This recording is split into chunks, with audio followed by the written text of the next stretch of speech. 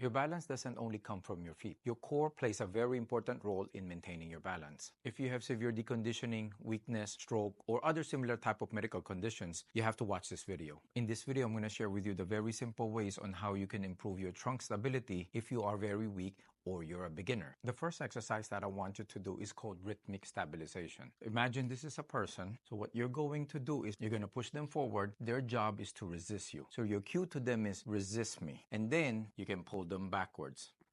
Same thing. Resist me. Don't let me move you.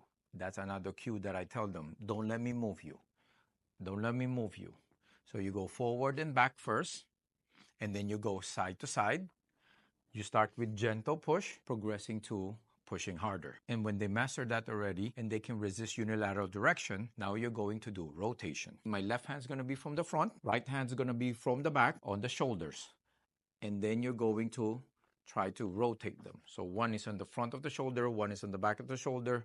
You're going to try to rotate their body. And then you do the opposite. The left hand's going to be at the back of the shoulder and the right hand's going to be in the front of the right shoulder. And you're going to try and rotate their body.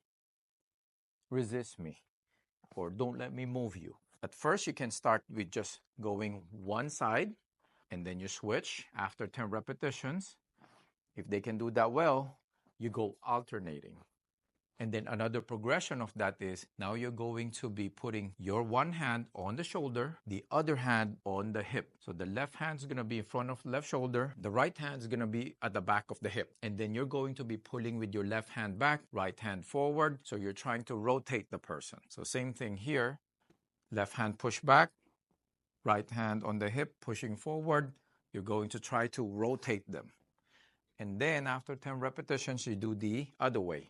Right hand on the front of the right shoulder, left hand on the back of the left hip, and you're going to try and rotate them. If I push hard, I'm rotating this heavy bag. Again, the cue is, don't let me move you. Now, if they're stable with that, then you go alternating. You switch your hand, your left and right hand, each time you push. So those are the progressions. You can do each direction 10 to 15 repetitions and then you move on to the next direction. Then the next exercise is weight shifting. This one is very basic but it's very important. So first, you're going to just shift your weight left and right. Then you can progress that by adding rotation. Using a soccer ball like this as a prop, hold it and rotate to one side.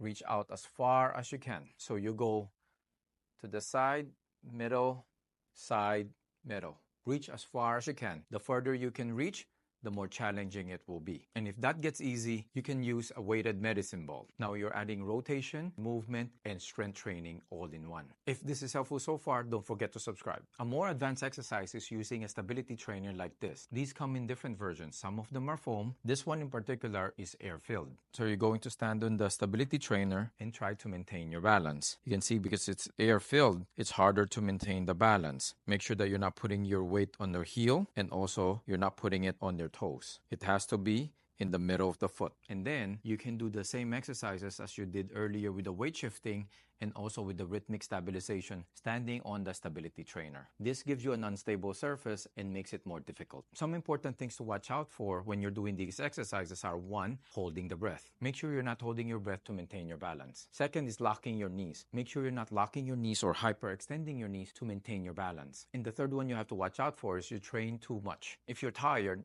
you have to rest. This is not the same as when you do strength training, that when the muscles get tired, that's a good thing because the muscles will get stronger. Your balance will deteriorate if you push it to fatigue. So when you're tired, take a break and do it again next time. If you fall frequently, watch this next video.